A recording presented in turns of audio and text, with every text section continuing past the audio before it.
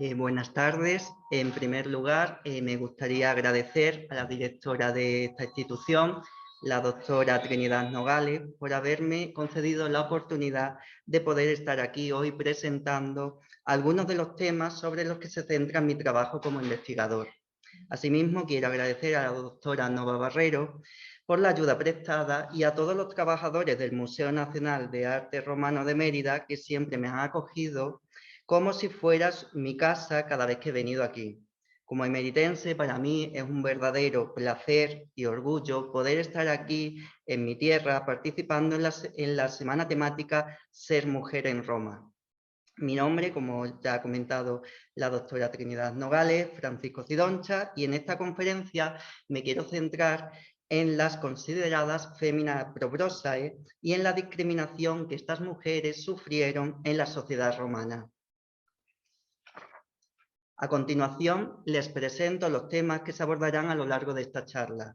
Comenzaremos analizando la infamia en la sociedad romana y las consecuencias para aquellas personas que se veían afectados por ella. En segundo lugar, nos centraremos en el modelo ideal de mujer romana para entender después cuáles fueron las féminas que no cumplían con lo que se esperaba de ellas.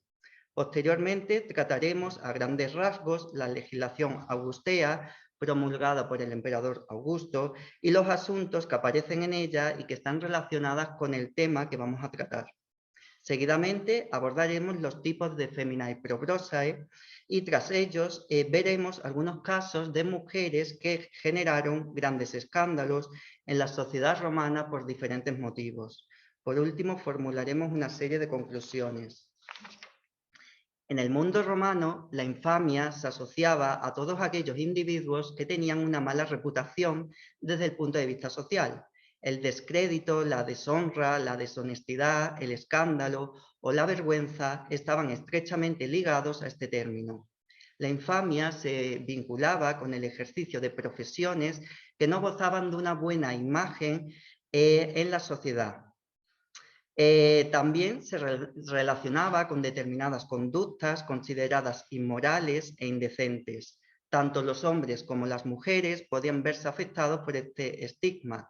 Nos centraremos aquí en el estudio de las figuras de las féminas que fueron señaladas por esta condición.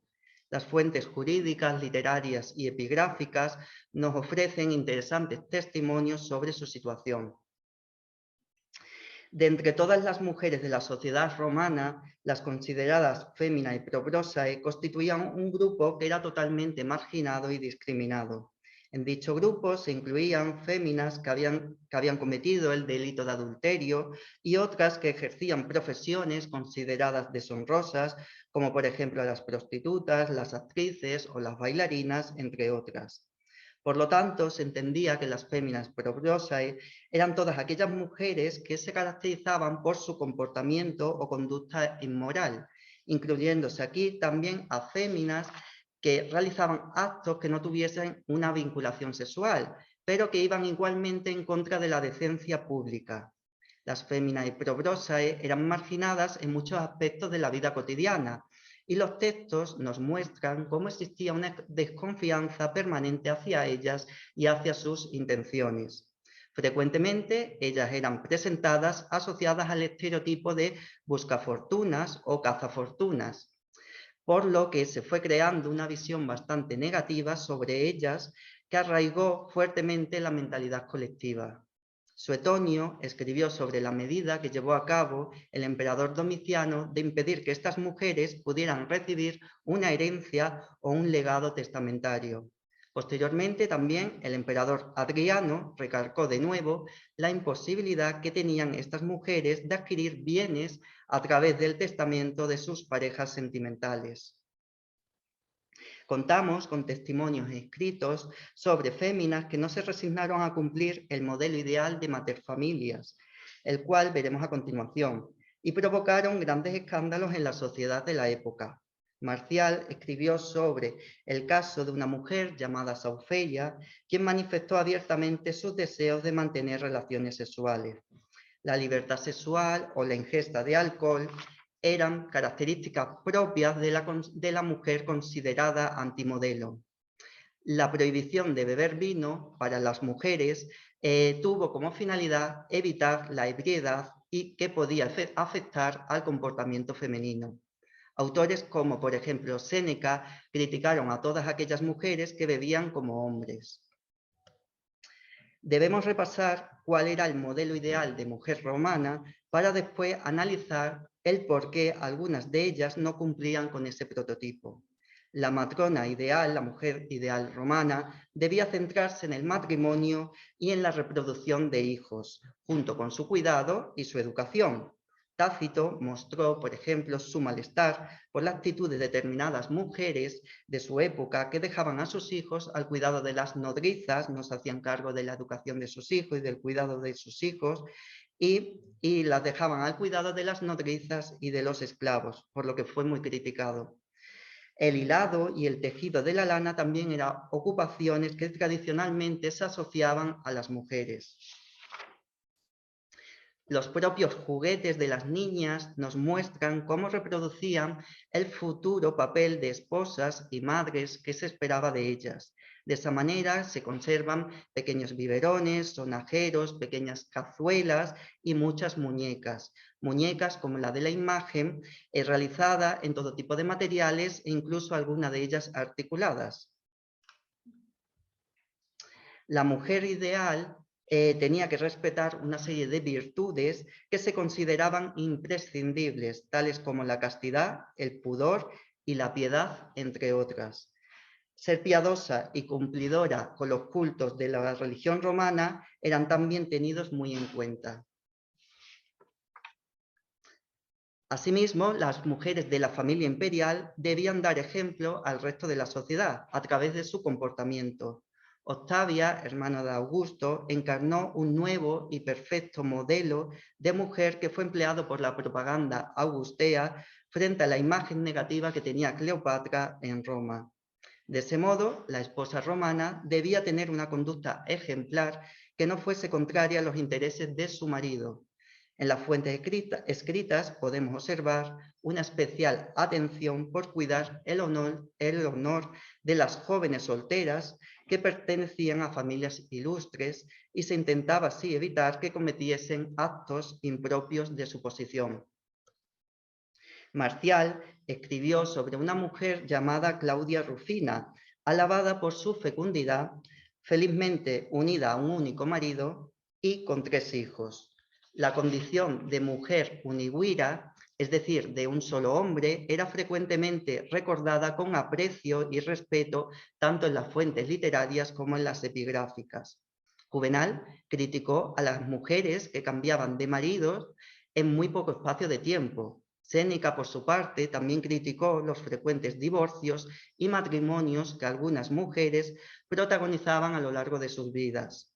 Séneca censuró ese comportamiento y afirmó de forma irónica que algunas de estas féminas no calculaban los años mediante los consulados, como era habitual, sino a través de los enlaces que habían contraído a lo largo de sus vidas. El propio Marcial, por ejemplo, escribió sobre Telesila, una mujer que había contraído 10 matrimonios en poco tiempo, y defendió que aquellas que se casaban tantas veces debían ser consideradas adúlteras. La vestimenta y los adornos eran empleados también como códigos para identificar a las mujeres de buenas costumbres. La estola era una prenda que simbolizaba la dignidad femenina y las mujeres que no las llevaban provocaban críticas por parte del resto de la sociedad. El no uso de la estola se relacionaba con una conducta inmoral y con una falta de pudor. Por eso las prostitutas vestían una prenda diferente e incluso el color del tinte del cabello también podía indicar que ellas se dedicaban al meretricio. La dignidad de la romana podía quedar empañada si no mostraba el recato suficiente en su forma de vestir, lo cual podía levantar sospechas de adulterio. Las mujeres respetables no debían atraer, según los autores de la época, el interés de los hombres, por lo que solían llevar la cabeza cubierta por un velo o por el manto. Caius Sulpicius Gallus, por ejemplo, repudió a su esposa porque no se había cubierto la cabeza cuando salió de su casa. En contraposición, Calpurnia, la esposa de Plinio el Joven, fue alabada porque tenía la costumbre de acudir a las lecturas públicas de su marido, siempre oculta tras un velo. Las leyes augusteas, promulgadas por el emperador Augusto, fueron emitidas a finales del siglo I a.C. con la finalidad de volver a instaurar la moral tradicional en el seno de las familias romanas.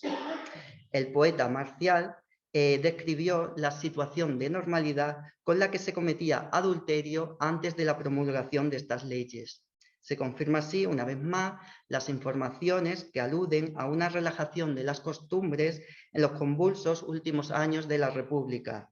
El historiador Floro mencionó la severidad de esta legislación de Augusto, la cual tenía el propósito de erradicar los vicios que se habían convertido en habituales durante ese periodo de tiempo. Igualmente, Horacio calificó la falta de escrúpulos y de moral que en ese momento amenazaba la estabilidad del matrimonio y de las familias. El emperador Augusto promulgó una serie de leyes, como hemos comentado, donde se recogían menciones y disposiciones relacionadas con las féminas y proprosae. Con estas mujeres no se podían contraer un matrimonio legítimo, reconocido por el derecho romano. Por la conducta inmoral que se les asociaba a estas mujeres, con ellas solamente se podía formar una relación de concubinato. Los juristas consideraban que el concubinato era la unión apropiada para estas mujeres, ya que el matrimonio estaba totalmente prohibido a ellas. Concubinato era una relación sentimental que podía estar formada entre un hombre y una mujer libres que no podían contraer un matrimonio o que no querían contraerlo. Como hemos apuntado ya anteriormente, la infamia estaba asociada a una mujer y esto podía ser consecuencia del desempeño de un oficio considerado indigno o deshonesto. Las fuentes epigráficas, literarias y jurídicas nos ofrecen testimonios sobre la consideración que tenían estas mujeres en la sociedad romana. Podemos citar, por ejemplo, el caso de una inscripción funeraria que procede de una sepultura colectiva, de una tumba colectiva hallada en Italia. El dedicante, Horatius Balbus, incluyó en el texto una disposición en la que se prohibía el enterramiento en ese lugar de cualquier persona que hubiese realizado un oficio considerado infame. La prostitución y otros trabajos relacionados con el mundo del espectáculo se incluían dentro de estas profesiones. A continuación, analizaremos los tipos de fémina y proprosae que podemos encontrar en las fuentes escritas antiguas. Las prostitutas, así como las prosenetas, eran consideradas mujeres infames por el comercio que realizaban con sus cuerpos. La legislación romana establecía que un hombre no cometía adulterio con ellas porque no eran mujeres respetables y ellas tampoco podían cometer adulterio porque tenían prohibido contraer matrimonio. Se consideraba que esta era la peor profesión y la más humillante que se podía ejercer y ellas eran despreciadas por la mayor parte de la sociedad. La prostitución estaba relacionada con la corrupción de las costumbres y de la moral, empañando con ella la dignidad de la mujer por los beneficios que se obtenía a través de ese negocio. Dentro de esta profesión había diversos niveles en función del lugar en el que se ejercía el oficio o del tipo de clientes. Existía un grupo de prostitutas refinadas, las cuales eran instruidas y tenían conocimientos musicales, incluso cierta formación intelectual. Otras trabajaban en burdeles y en tabernas, y un último grupo, compuesto por las más humildes, desempeñaban este trabajo en las zonas públicas, por ejemplo en las calzadas que salían de las ciudades e incluso en las necrópolis.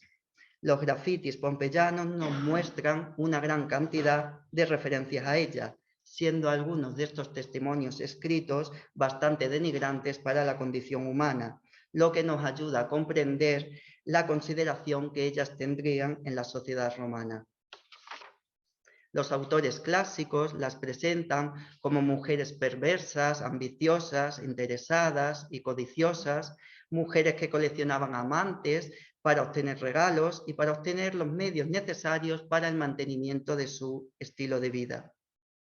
Sus clientes son descritos como verdaderos esclavos a sus servicios, forjándose así un estereotipo bastante negativo sobre ellas y siendo descrita la prostituta como la antítesis de la matrona romana. Con toda seguridad, la gran mayoría de estas mujeres que se dedicaron a este oficio lo hicieron obligadas por las precarias condiciones de vida. Otras no tuvieron más remedio que ejercer el oficio por imposición, debido a su estatus servil, siendo algunas esclavas prostituidas por sus propios propietarios. Algunas de ellas habían sido niñas abandonadas al nacer e incluso vendidas por sus propios padres por las penurias económicas que afectaban a las familias más pobres.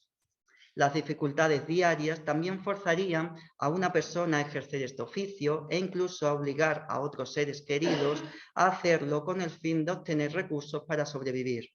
Un papiro egipcio nos muestra un pleito que se desarrolló sobre ello. Una mujer llamada Teodora llegó a prostituir a su propia hija, pero la hija fue asesinada por un cliente celoso.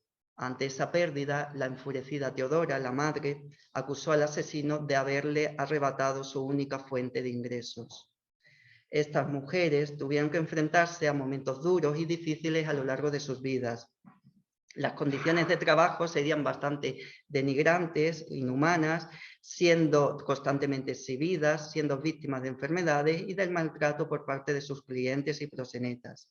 Como ya hemos comentado, tenían que llevar una vestimenta diferente con la finalidad de poder ser diferenciadas.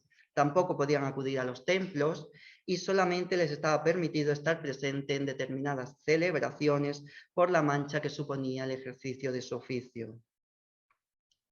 A pesar de todo, los romanos creían que la figura de la prostituta era necesaria para evitar actos como el adulterio con mujeres respetables. Las relaciones entre los hombres jóvenes y las prostitutas se veían con normalidad, siendo elogiada la actitud de aquellos que acudían a los servicios de las prostitutas en lugar de acosar a las jóvenes solteras o mujeres casadas. No obstante, se esperaba que estas aventuras finalizaran antes de contraer matrimonio. Algunas mujeres prostituían a otras por dinero, por lo que fueron igual de mal consideradas o peor que las propias meretrices. Estas proxenetas tampoco disfrutaban de una buena reputación, teniendo fama de aduladoras, mentirosas, mujeres sin sentimiento y con un duro carácter debido a su pasado en el mundo de la prostitución. Las propietarias de las tabernas fueron equiparadas a las prostitutas y proxenetas en muchos testimonios escritos. La consideración de alcahueta persiguió así a la tabernaria, ya que algunas de ellas poseían esclavas que a veces fueron prostituidas en sus negocios. Esta equiparación de las mujeres que regentaban tabernas con las prostitutas y proxenetas aparece documentada en testimonios escritos. En una inscripción hallada en un santuario dedicado a Venus, en Roma, aparecen los nombres de 4 libertas que trabajaban en una casa de comidas para los visitantes de este lugar religioso, y sus nombres eran utilizados habitualmente por prostitutas, por lo que se piensa que ellas también habrían ejercido dicho oficio. Virgilio describió, un autor, describió a una tabernera siria que era experta en el movimiento de las caderas al ritmo de los crótalos mientras se encontraba en estado de embriaguez. En el siglo IV, el emperador Constantino prohibió el matrimonio a personas que ocupaban puestos relacionados con la administración municipal o central, incluyendo a los altos cargos religiosos, con una serie de mujeres entre las que se encontraban las taberneras y sus hijas. Por lo tanto, la honorabilidad de las taberneras siempre estaba puesta en duda. Las mujeres que desempeñaban oficios relacionados con el mundo del espectáculo también estaban mal consideradas en la sociedad romana. Formaban parte de este grupo las actrices junto a otras artistas dedicadas a la música y a la danza. Aunque muchas de ellas eran libertas o esclavas, también había en este grupo mujeres libres. El hecho de actuar en un escenario frente a un pueblo era tomado como una degradación moral y social. Cicerón, por ejemplo, se escandalizó al contemplar a los miembros que formaban la comitiva de Marco Antonio, cuando era tribuno de la plebe. Entre ellos se encontraba una célebre mima llamada Volumnia Quiteris, junto a sus compañeros de escenario. También el hecho de tener amistades con personas que ejercieron estos trabajos era motivo de sospecha y de crítica. Plinio el Joven, por ejemplo, criticó la actitud de la anciana Humidia Quadratila, una ilustre matrona romana de la aristocracia que tenía su propia compañía de pantomimos y considerándose estas amistades poco adecuadas para una fémina de su rango social. Ella pertenecía a una familia senatorial. Al igual que las prostitutas, las actrices contaban con poca protección contra los abusos. Conservamos testimonios de que algunas de ellas podían haberse dedicado también al meretricio. Por lo tanto, las actrices fueron severamente atacadas por los autores romanos que las comparaban continuamente con las prostitutas. La mayoría de las actrices trabajaba en condiciones bastante precarias y ganando sueldos muy bajos. No obstante, algunas, aunque fueron las menos, consiguieron bastante fama y prestigio. El desprecio hacia ellas por parte de los autores clásicos contrasta con la gran fama que tenía la pantomima, sobre todo en los grupos más populares de la sociedad. En este grupo también de Fémina y Proprosae también habría que incluir a las gladiadoras, las cuales no se libraban de la mancha que suponía la lucha en la arena. Tiberio prohibió que los miembros de las familias senatoriales lucharan en la arena de un anfiteatro o actuaran en el escenario de un teatro. Se pretendía así evitar que estas personas mancharan el prestigio del grupo senatorial. Penas como la negación de un funeral o la negación de una sepultura digna se establecieron como castigos para estos miembros de las familias senatoriales. Sin embargo, Tácito informó que en época de Nerón hubo un importante espectáculo de gladiadores donde participaron mujeres de la élite.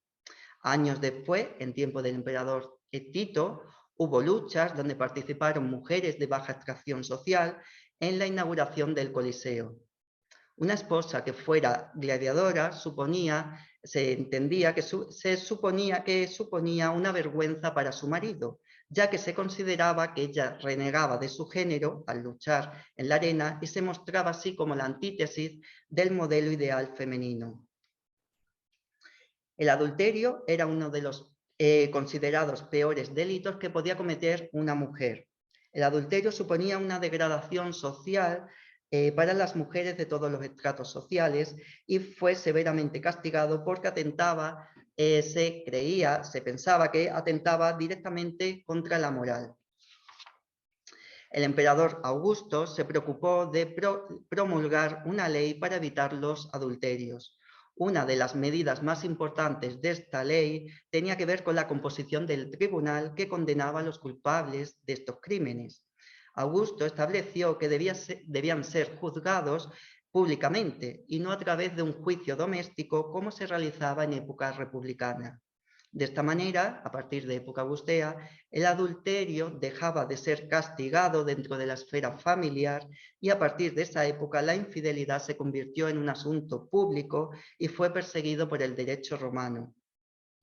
Juvenal atacó a la mujer independiente que no cumplía con el esquema ideal de matrona y dirigió duros comentarios hacia aquellas que él consideraba como seres inferiores. Juvenal se asombró al conocer la noticia de que su amigo Póstumo quería contraer matrimonio y consideró que iba a ser muy difícil encontrar a la esposa adecuada. Este autor afirmó con un tono bastante misógino que pocas de ellas eran esposas fieles, ya que no concebían la idea de estar toda la vida junto a un solo hombre y solían cometer adulterio. Juvenal expuso una serie de motivos por lo que, según él, era una auténtica locura contraer un matrimonio.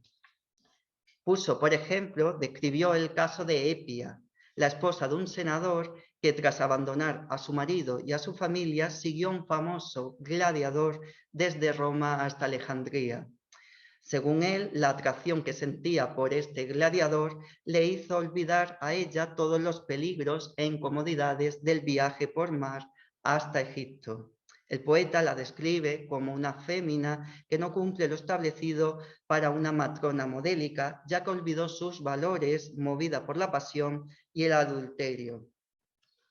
Horacio hizo referencia a todos los problemas y peligros que tenían que afrontar aquellos hombres que mantenían encuentros íntimos con mujeres casadas. El poeta enumeró algunas anécdotas, entre las que podemos destacar al hombre que murió a base de latigazos al ser sorprendido cometiendo adulterio, o al que murió al darse un golpe mientras huía por la llegada inesperada del marido engañado. El autor aconsejó no frecuentar la compañía de mujeres casadas y respetables y recomendó que era mejor mantener relaciones con las libertas, consideradas inferiores socialmente a otras mujeres libres. Asimismo, Horacio aconsejó que la solución más fácil era acudir de forma inmediata a las esclavas más próximas de la casa. De esta manera se pretendía evitar que los varones cometieran adulterio con mujeres casadas o con jóvenes de vida respetable y honesta. La sierva, considerada un ser inferior en la época, tuvo que sufrir directamente las consecuencias de la legislación augustea contra los adulterios. Los abusos sexuales contra las esclavas habían existido desde siempre, pero seguramente aumentaron a partir de ese momento por las duras penas que el derecho romano establecía contra los adúlteros. El delito de adulterio era cometido por una mujer casada con un hombre que no era su cónyuge, sin importar cuál era el estatus civil de dicho varón. Es decir, no importaba si estaba casado o no lo estaba.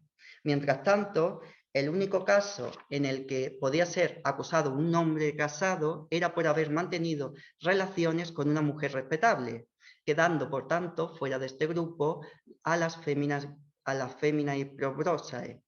Había, por tanto, un claro trato diferencial entre hombres y mujeres en cuanto a la fidelidad matrimonial. Esto tenía su explicación en la posibilidad de que la mujer concibiera durante esas infidelidades, lo cual podía provocar problemas en la paternidad o disputas por las herencias familiares. No obstante, a veces surgieron voces críticas con el comportamiento infiel de algunos hombres. Séneca, por ejemplo, consideró una vergüenza la actitud del que exigía fidelidad a su esposa, pero él no le era fiel. Un rescripto de Septimio Severo y Caracalla trató la denuncia de adulterio de una mujer llamada Casia, que interpuso una denuncia contra su marido. Los emperadores le respondieron que ninguna mujer podía acusar a su esposo por haber cometido adulterio, según se regulaba en las leyes augusteas. Ellos, los esposos, eran los únicos que disfrutaban del derecho marital para ejercer dicha acusación. La profesora Pilar Pavón se plantea dos posibilidades sobre los motivos que pudieron inducir a Casia para que Casia escribiese a los emperadores. Por un lado, puede ser que ella desconociera la regulación de este delito. Por otro lado, cabe la posibilidad de que ella conociese la legislación al respecto y aún así presentó su demanda por la ofensa que estaba padeciendo. La única solución para Casia era el divorcio, presentar el divorcio y la devolución de la dote.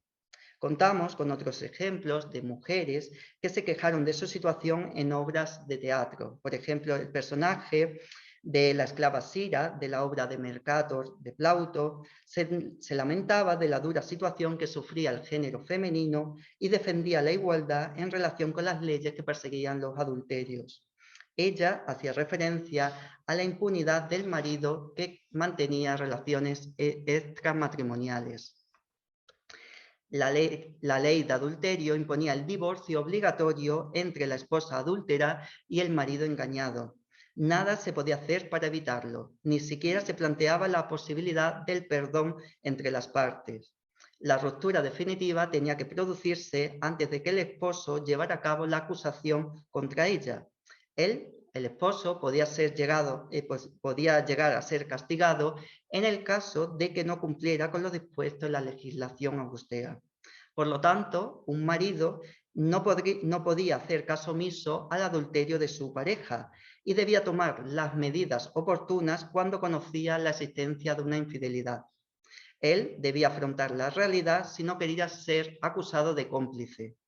A estas mujeres condenadas por adulterio tampoco se les permitía volver a contraer un nuevo matrimonio, lo tenían totalmente prohibido. Esta legislación solamente recogió medidas que se aplicaban a las personas libres, quedando los esclavos fuera de su ámbito de interés. Por lo tanto, los crímenes de adulterio no les afectaban. Los juristas sí que prestaron atención a las continuas violaciones que sufrían las esclavas a manos de los hombres libres que no eran sus propietarios, sus señores. Sin embargo, el castigo de este delito solamente tenía en cuenta los daños que la violación había provocado al propietario de la esclava ultrajada. Poco interesaban las consecuencias que estos horribles actos causaban a las víctimas como personas, siendo tratadas más bien como mercancías o bienes materiales. Podemos citar el caso del conocido mito de Lucrecia, situado cronológicamente a finales del periodo de la monarquía. A pesar de que el relato describe una violación, nos puede ayudar a entender la concepción que esta sociedad tenía sobre las relaciones cometidas fuera del matrimonio. Sexto Tarquinio, hijo de Tarquinio el Soberbio, amenazó a Lucrecia, una dama de la aristocracia romana, con la muerte si no accedía a someterse a su voluntad. Si no se entregaba a sus deseos, el agresor pretendía acabar con la vida de su víctima, de Lucrecia, y colocar su cuerpo muerto ya junto al de un esclavo para hacer creer que ambos habían cometido adulterio. Esta amenaza desarrolló un gran temor en Lucrecia, que no quería empañar su buen nombre, ni el de su familia, al ser acusada de adúltera. Tras ser forzada por Tarquinio, ella consideró que ya no era digna de ser la madre de la descendencia de su esposo y decidió suicidarse. El suicidio era considerado una forma digna de morir en la sociedad romana ante una situación complicada. Lucrecia es presentada por Tito Livio y por otros autores como una mujer que se sacrificó para salvar su propio honor y el de su familia. Este relato nos muestra claramente la visión negativa que tenía el adulterio en la época romana. La propaganda romana utilizó ejemplos de mujeres como Lucrecia para evitar que otras mujeres tuvieran comportamientos considerados infames. Ella se convirtió en uno de los prototipos a seguir, ya que encarnaba una serie de virtudes que fue continuamente alabada por los autores romanos, ella y otras mujeres, como por ejemplo Cornelia. La atracción por la libertad que las probrosas tenían en cuanto a determinadas cuestiones, como no ser responsables de cometer adulterio, por ejemplo, hizo que algunas matronas, algunas ilustres matronas, quisieran renegar de su condición y convertirse en probrosae, haciendo caso omiso a lo establecido en la legislación. Por ejemplo, al no poder contraer matrimonio, una mujer probrosa no podía ser perseguida por la ley de adulterio y tenía más libertad en ese sentido. Así, algunas mujeres respetables, hubo mujeres respetables que quisieron convertirse en prostitutas con el objetivo de escapar a las sanciones impuestas por estas leyes. Las esposas infieles eran castigadas con la pérdida de la mitad de su dote, que era entregada al marido engañado, así como un tercio de su patrimonio que pasaba a manos del Estado. Asimismo, la pena también incluía el destierro a una isla. Algunas matronas intentaron escapar a estas penas que imponía el derecho romano a las adúlteras. Tácito escribió sobre el caso de una mujer llamada Vistilia, de época de Tiberio, que pertenecía a una ilustre familia romana. Ella manifestó su decisión de convertirse en meretriz y de esa manera intentar escapar de las penas impuestas por el delito de adulterio. Vistilia, sin embargo, fue castigada por ese comportamiento y desterrada a una isla del Egeo. Las mujeres, sobre todo aquellas que pertenecían a la élite romana, tenían que mantener una reputación que estuviese fuera de toda duda en cuanto a su honorabilidad. De ese modo, ellas debían evitar cualquier tipo de escándalo que pudiera afectar gravemente a las trayectorias políticas de sus maridos o manchar el prestigio de sus familias. Las fuentes literarias nos describen casos famosos de mujeres que fueron condenadas por adulterios. Julia la Mayor fue una de ellas. La hija de Augusto fue acusada de mantener diversas relaciones adúlteras y fue presentada como una mujer que tenía una conducta más acorde con la de una prostituta que con la de una fémina de su condición social. Paradójicamente, Julia fue severamente condenada por su propio padre, el artífice de la legislación contra los adulterios. Asimismo, este castigo tuvo como finalidad servir de ejemplo para otras romanas. Los miembros de la familia imperial debían tener un comportamiento intachable que fuera imagen para el resto de la sociedad. Ella no cumplió con ese cometido y fue desterrada a la isla de Pandataria. Allí no podía ser visitada por hombres sin la autorización imperial, evitándose así cualquier contacto que pudiera tener con el sexo opuesto.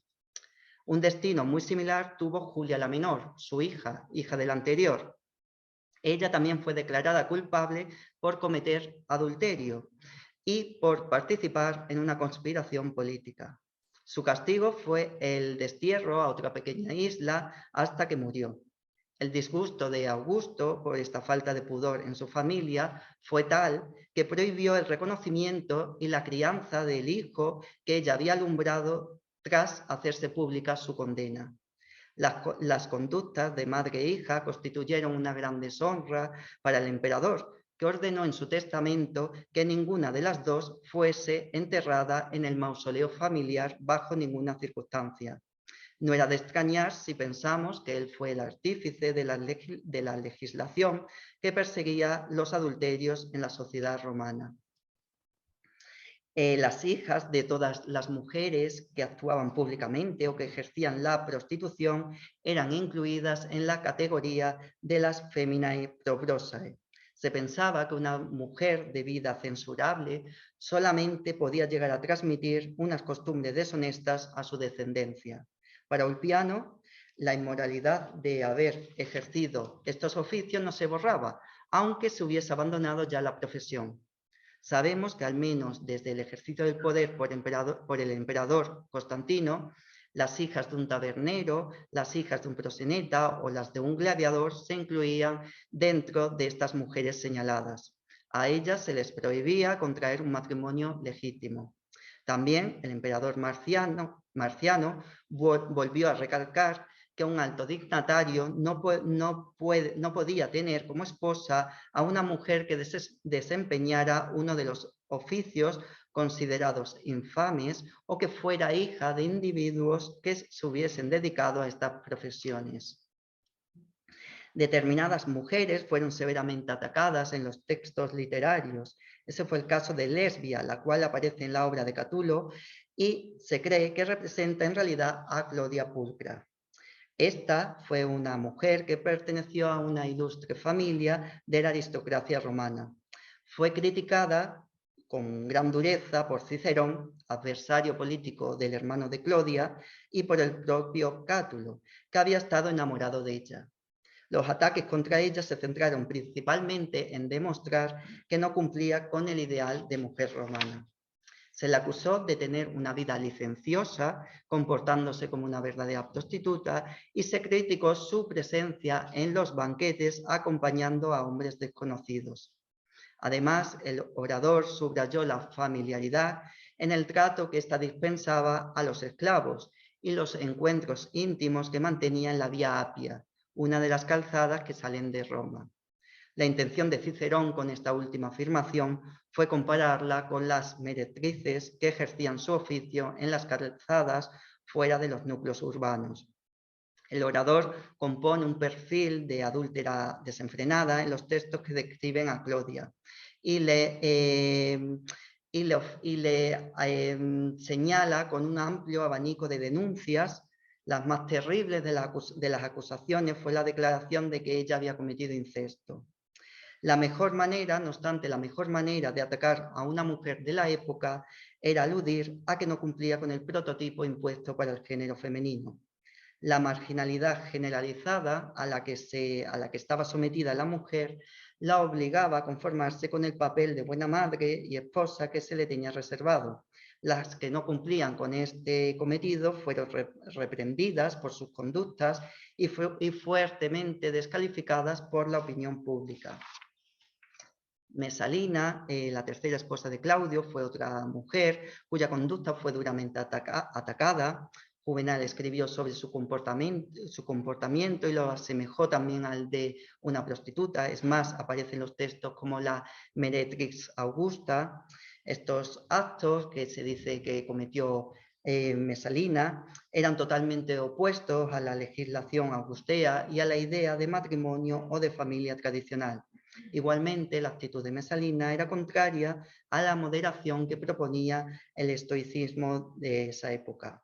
Casiodión señala que su conducta, la conducta de Mesalina, no solamente era su propia perdición, sino que arrastraba a otras féminas de su entorno a llevar la misma vida licenciosa y desenfrenada. Algunas mujeres fueron duramente atacadas en los textos y los autores clásicos no dudaron en cargar las tintas contra ellas para desprestigiarlas por sus orígenes serviles, por la influencia política que algunas de ellas ejercieron en los círculos del poder o por sus relaciones sentimentales con determinados gobernantes. Podemos citar, por ejemplo, el caso de la liberta Claudia Acte, la concubina de Nerón. El emperador intentó contraer matrimonio con ella en numerosas ocasiones, por lo que trató de sobornar a determinados hombres para que defendieran que Claudia Acte era de estirpe real. Este comportamiento del sucesor de Claudio fue incluido entre los actos más depravados que cometió durante sus años en el poder. Un emperador que tuviera una esposa con orígenes serviles, una esposa que hubiese sido esclava, se consideraba una auténtica locura.